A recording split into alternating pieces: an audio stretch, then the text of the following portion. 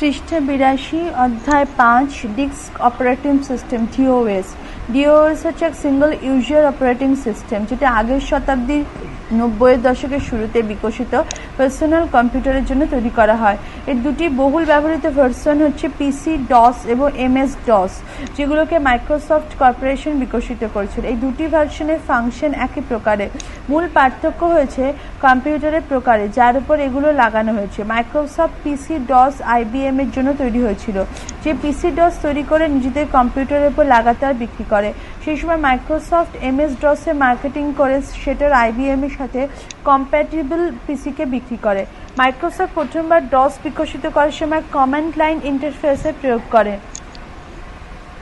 পরের ভার্সনে দুটি কমান্ড লাইন এবং মেনু ড্রিভন ইন্টারফেস আর তার সাথে সাথে ভালো মেমোরি আর ডিস্ক ম্যানেজমেন্টেরও প্রয়োগ করা হয়েছিল। একসময় ডিওএস এর সবচেয়ে বেশি ব্যবহৃত অপারেটিং সিস্টেম ছিল। এক অনুমান অনুসারে উপযোগ 7 কোটিরও বেশি কম্পিউটারে হচ্ছিল। এখানে ডিওএস বেশি প্রয়োগে আসে না, কারণ এটা গ্রাফিক্যাল ইউজার ইন্টারফেস জিইউআই এর সুবিধা প্রদান করে না এবং এটা 32 বিট পিসি প্রসেসরের সাথে লাগতে পারে না। আমরা এটা জানি যে কোনো অপারেটিং সিস্টেম ইউজার আর কম্পিউটার সিস্টেমের মাঝে এক ইন্টারফেস হয়, এই জন্য অপারেটিং সিস্টেম মেমোরিতে লোড করা উচিত।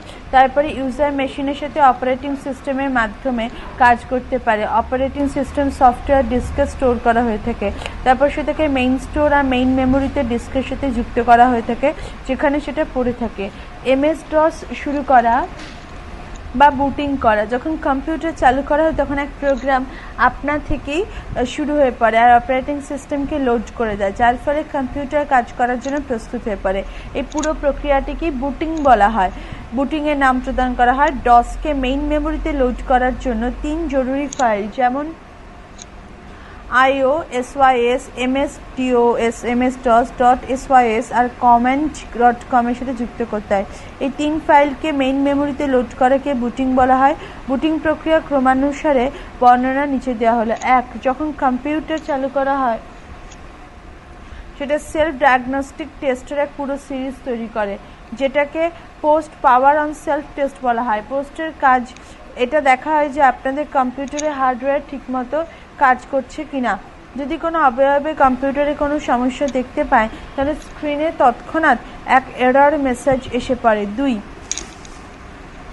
এমএস ডস শুরু করা বা বুটিং করা, যখন কম্পিউটার চালু করা হয় তখন এক প্রোগ্রাম আপনা থেকে শুরু হয়ে পড়ে আর অপারেটিং সিস্টেমকে লোড করে দেয়, যার ফলে কম্পিউটারে কাজ করার জন্য প্রস্তুত হয়ে পড়ে।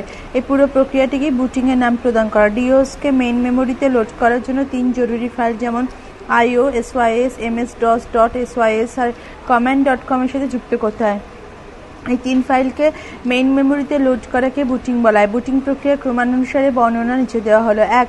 যখন কম্পিউটার চালু হয়ে পড়ে সেটা সেলফ ডায়াগনস্টিক টেস্টের এক পুরো সিরিজ তৈরি করে, যেটাকে post power on self test বলা হয়। পোস্টের কাজ এটা দেখায় আপনাদের কম্পিউটারে হার্ডওয়্যার ঠিকমতো কাজ করছে কিনা। যদি কোনো অবয়বে কম্পিউটার কোনো সমস্যা দেখা দেখতে পায় তাহলে স্ক্রিনে তৎক্ষণাৎ এক এরর মেসেজ এসে পড়ে। 2. এটা হচ্ছে সেই প্রোগ্রাম যেটা ড্রম বায়োসতে স্টোর হয়ে পড়েছে, যেটার প্রয়োগ অপারেটিং সিস্টেমকে লোড করার জন্য করা হয়ে থাকে, তারপর সেটা চালু হয়ে পড়ে। তারপর এটা চেক করা হয় যে ডস ফাইল ঠিক আছে কিনা। এটা চেক করার ক্রম হচ্ছে নিম্নানুসার। 1. সবার প্রথম ফ্লপি ডিস্ক ড্রাইভে সার্চ করা হয়, আর যদি সেটা সেখানে মজুদ থাকে তাহলে ডসকে ফ্লপি ড্রাইভ থেকে লোড করা হয়ে থাকে। 2. যদি ফ্লপি ডিস্ক ড্রাইভে ডস ফাইল মজুদ না থাকে তাহলে হার্ড ডিস্কে সার্চ করা হয়। যদি ডস ফাইল হার্ড ডিস্কে ড্রাইভ পাওয়া যায় তাহলে ডস সেখান থেকে লোড করা হয়। 3. যদি ডস ফাইল কোথাও না পাওয়া যায় তাহলে স্ক্রিনে এক এরর মেসেজ এসে পড়ে, non system disk or disk error. পৃষ্ঠার সংখ্যা 83। 3. যদি এক ড্রাইভে ডিওএস ফাইল এসে পড়ে তাহলে স্টোর সেটার প্রথম সেক্টর বুস্ট সেক্টর রিড করা হয়। এই সেক্টর এক স্মল প্রোগ্রাম স্টোর করে যেটাকে বুটস্ট্র্যাপ লোডার বলা হয়, যেটা বুটিং প্রক্রিয়ার জন্য ইনস্ট্রাকশন স্টোর করে। তারপর বুটস্ট্র্যাপ লোডারকে মেইন মেমোরিতে লোড করা হয় আর প্রদত্ত ইনস্ট্রাকশন নিম্নলিখিত রূপে পুরোটা চালানো হয়। 1. প্রথম মেইন মেমোরিতে IO.sys ফাইল আর তারপর MS-DOS.sys ফাইল লোড করা হয়। তার সাথে সাথে কিছুটা ইন্টারনাল টেবলস যেমন প্রসেস ম্যানেজমেন্ট, মেমোরি ম্যানেজমেন্ট আর ইনফরমেশন ম্যানেজমেন্ট ইনিশিয়ালাইজড করা হয়। 2. এরপর কনফিগ .sys নামক এক ফাইল সেই ড্রাইভে সার্চ করা যেখান থেকে DOS লোড করা হচ্ছে। এর থেকে এটা জানতে পারা যায় যে কম্পিউটার সিস্টেম config.sys অনুরূপ কনফিগার হয়ে আছে কিনা।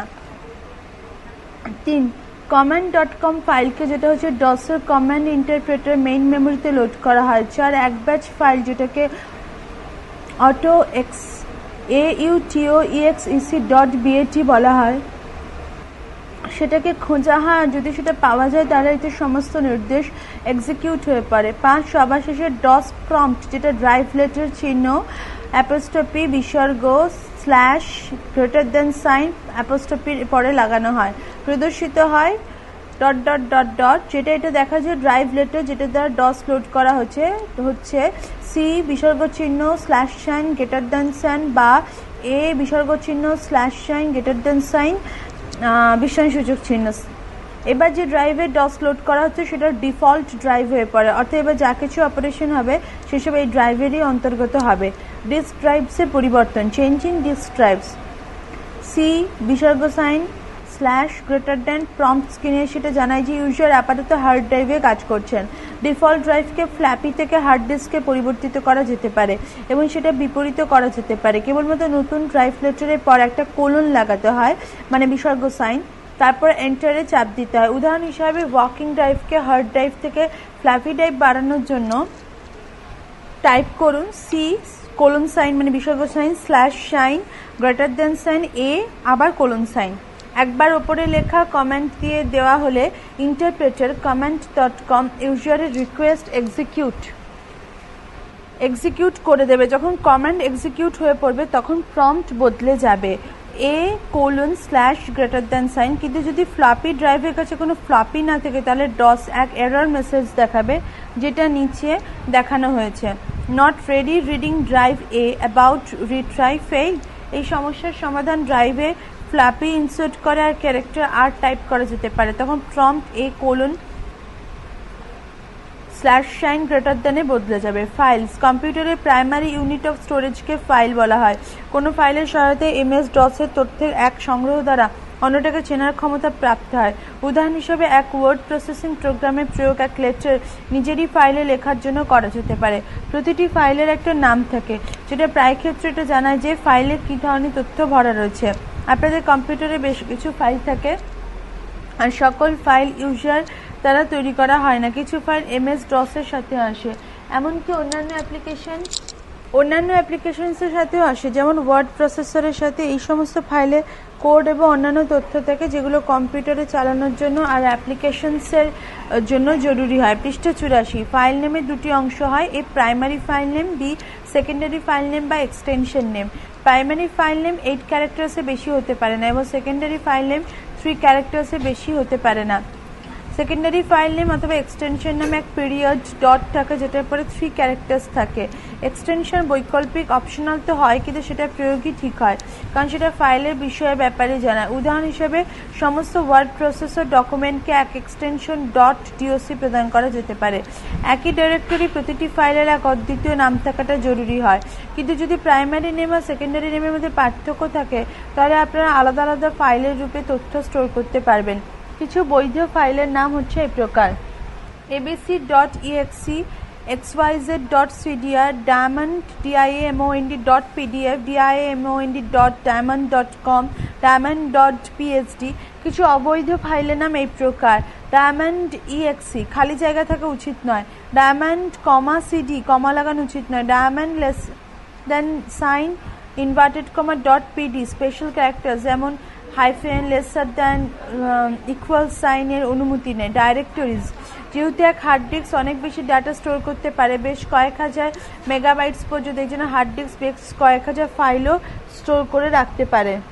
কিন্তু ইউজারের সংখ্যা বাড়ার সাথে সাথে ফাইলের সংখ্যা বেড়ে ওঠে, এই জন্য ডিস্কের সকল ফাইলের ব্যাপারে সম্পূর্ণ তথ্য রাখালে যথেষ্ট মুশকিল হয়ে ওঠে। DOS এই সমস্যার সমাধানের জন্য সহজেই প্রদান করে, যার দ্বারা হার্ড ডিস্ককে বেশ অংশে ভাগ করে দেওয়া হয়, যেগুলোকে ডাইরেক্টরিজ বলা হয়।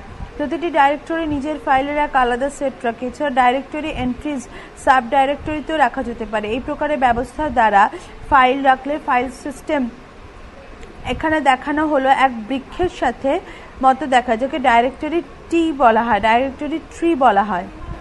ডিওএস সিস্টেম সর্বদা সেই ডাইরেক্টরি শুরু হয় যাকে রুট বলা হয়, স্ল্যাশ দ্বারা চিহ্নিত করা হয়। অন্যান্য ডাইরেক্টরিগুলি রুট ডাইরেক্টরি থেকে বিভিন্ন শাখায় ভাগ হয়ে পড়ে, যেগুলোকে রুট ডাইরেক্টরি সাব ডাইরেক্টরিজ বলা হয়।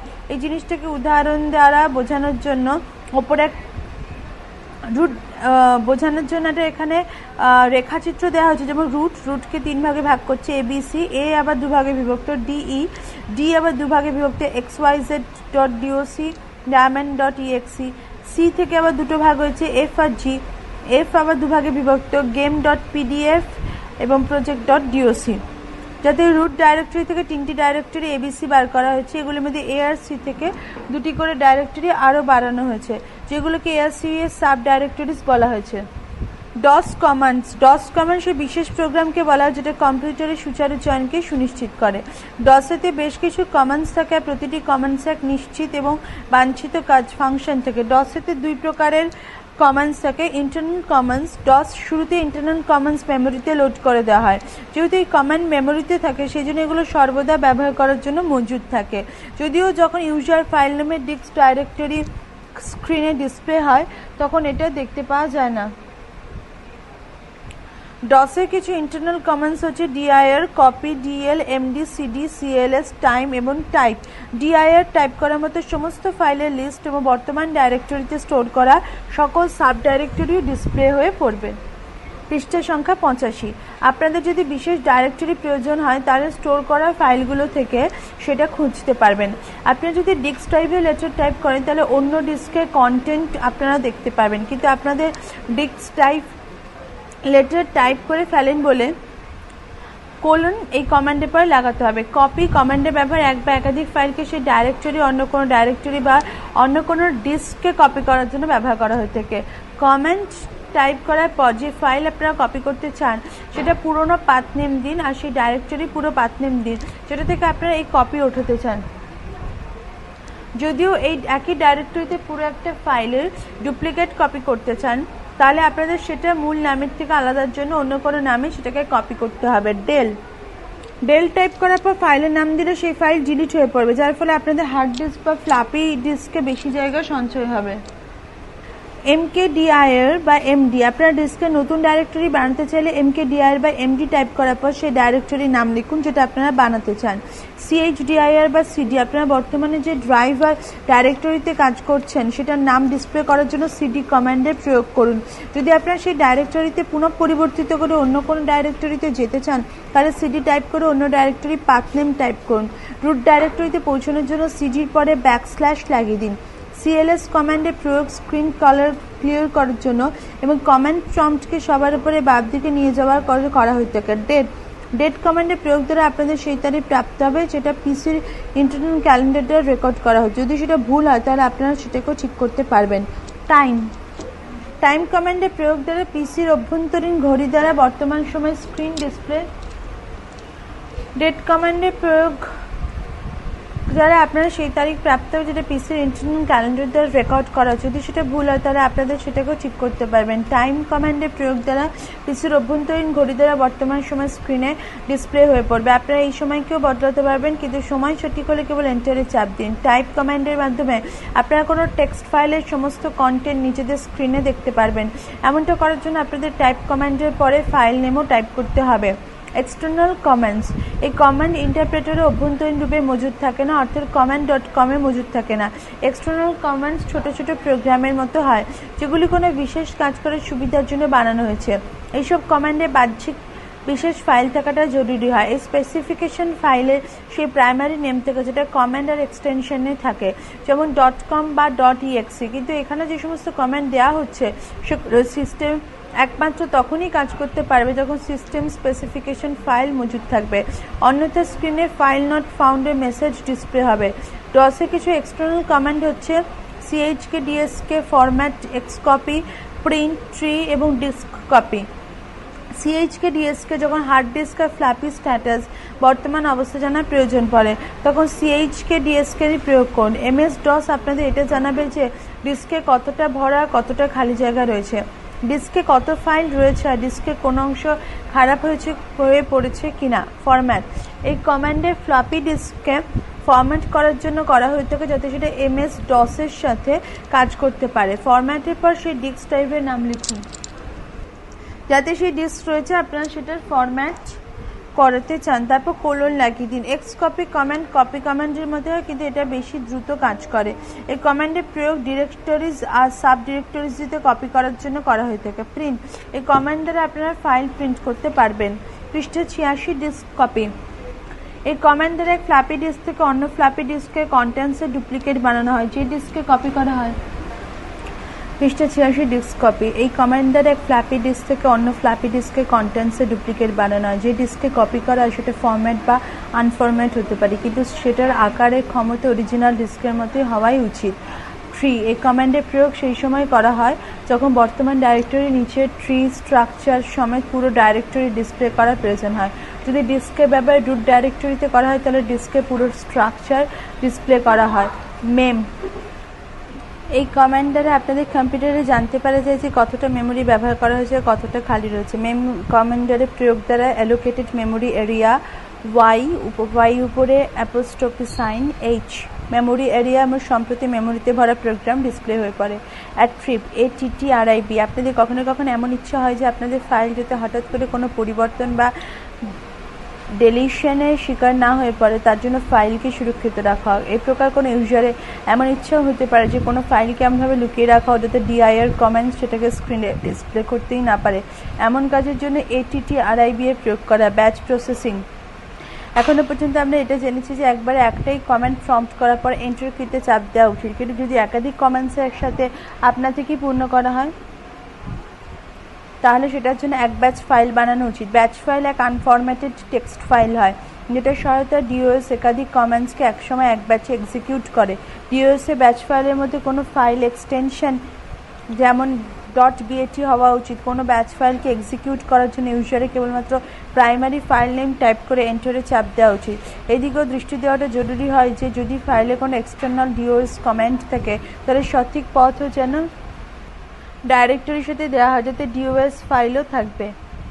স্ক্রিনে কোনো এডিটর দ্বারা ব্যাচ ফাইল তৈরি করাটা সহজ হয়, অথবা ব্যাচ ফাইল বানানোর জন্য কমান্ডও দেওয়া যেতে পারে। diamond.bat নামে ব্যাচ ফাইল বানানোর জন্য কপি কমান্ড নিম্নানুসারে লেখা উচিত। কপি কন diamond.bat, এখানে CON হচ্ছে কিবোর্ডের জন্য উপকরণের নাম, অর্থাৎ CON কিবোর্ডই হচ্ছে তথ্যের উৎস। টাইপ করা কমান্ড diamond.bat তে স্টোর হয়ে পড়বে। এই কমান্ডের পরে আপনারা যে এন্টারেতে চাপ দেবেন কার্সার অন্য লাইনের দিকে অগ্রসর হয়ে পড়বে, সেখান থেকে আপনারা DOS কমান্ড টাইপ করা শুরু করতে পারেন। ফাইলে এন্ড চিহ্নিত করার জন্য CTRL+Z এ চাপ দিন, মানে Ctrl+Z এ চাপ দিন এবং তারপর এন্টারে চাপ দিন। উদাহরণ হিসেবে ধরে নিন যে আমাদের এক ব্যাচ ফাইল একেবারে শুরু থেকে তৈরি করতে হবে, যেটা কিছু DOS কমান্ড এক্সিকিউট করবে। C:/copy con diamond.bat cls type xyz.doc copy abc.txt a:/ উপর দিকের গ্রেটার দেন সাইনটা উপর দিক করে করা Z। যখন আপনাদের ব্যাচ ফাইলে এডিটিং শেষ হয়ে পড়বে তখন Ctrl+Z এ চাপ দিন, আর Ctrl+Z এ চাপ দেওয়ার পর স্ক্রিনে নিম্নলিখিত মেসেজ দেখতে পাওয়া যাবে, 1 files copied। এর অর্থ হচ্ছে যে আপনাদের ব্যাচ ফাইল প্রস্তুত হয়ে পড়েছে। এবার যেহেতু আমাদের ব্যাচ ফাইল প্রস্তুত হয়ে পড়েছে, আমরা সেই ব্যাচ ফাইলকে কেবলমাত্র ফাইল নেম টাইপ করে এন্টার কমান্ড প্রম্পটে চাপ দেব, C:/test।